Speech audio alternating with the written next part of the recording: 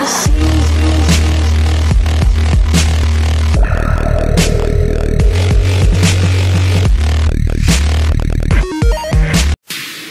President Trump took a swipe at Kentucky Senator Rand Paul for opposing the GOP's last gasp at repealing Obamacare, the Graham Cassidy health care bill.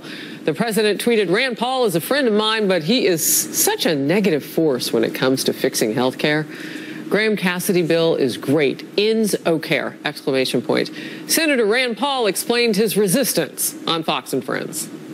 It's a $1.2 trillion federal grant program, and that's just not repeal. I didn't promise people to keep a $1 trillion spending program and reshuffle the money among the states. This is not repeal. It's barely Obamacare light. It keeps Obamacare. It's not what we promised.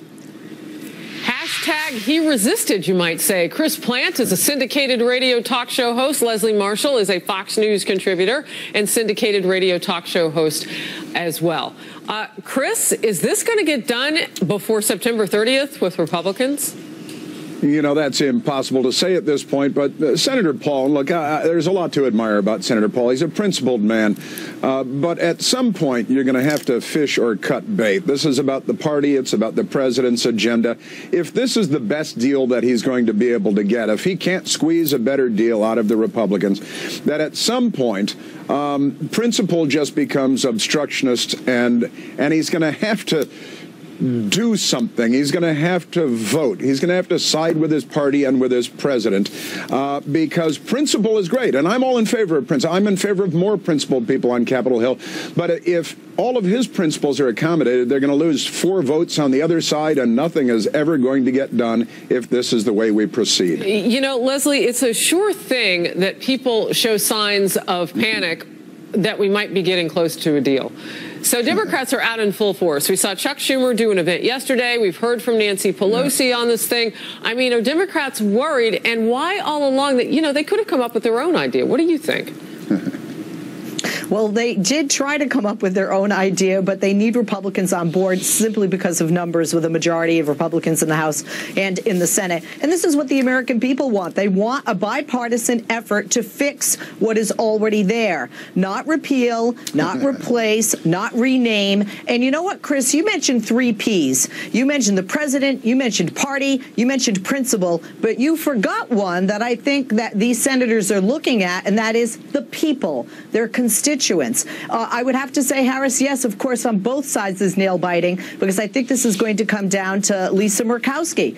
And although her governor is against this deal, there is a little thing called the Alaska Purchase that's in this one. And who do we know from Alaska? So Democrats are worried this is going to be a nail-biter. We know that we have 2 no's with Rand Paul and Susan Collins, but we're not 100% sure how Senator John McCain will vote, and certainly not Lisa Murkowski. Here's where I agree with you. I don't think the people have been at the center of this conversation. So let's put the politics aside for just a second if we can. How do we get to the point where we make it better for the people? So, Leslie, your side could come to the middle. You know, I mean, you could do Graham Cassidy with the tweak. Are we at the point where these people can just sit down and talk it out? Chris, is it too Pollyannish? Well, I'd like to think it's possible. Obviously, we're a very polarized city, and I'm all in favor of our representatives representing the constituents and the people.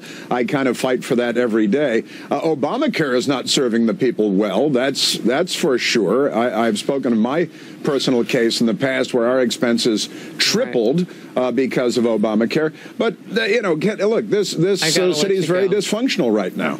Thank you both. Leslie, Chris, thanks. The discovery of a little girl found alive, trapped in rubble, Mexico's deadly earthquake, the aftermath. We're covering it. Stay with us.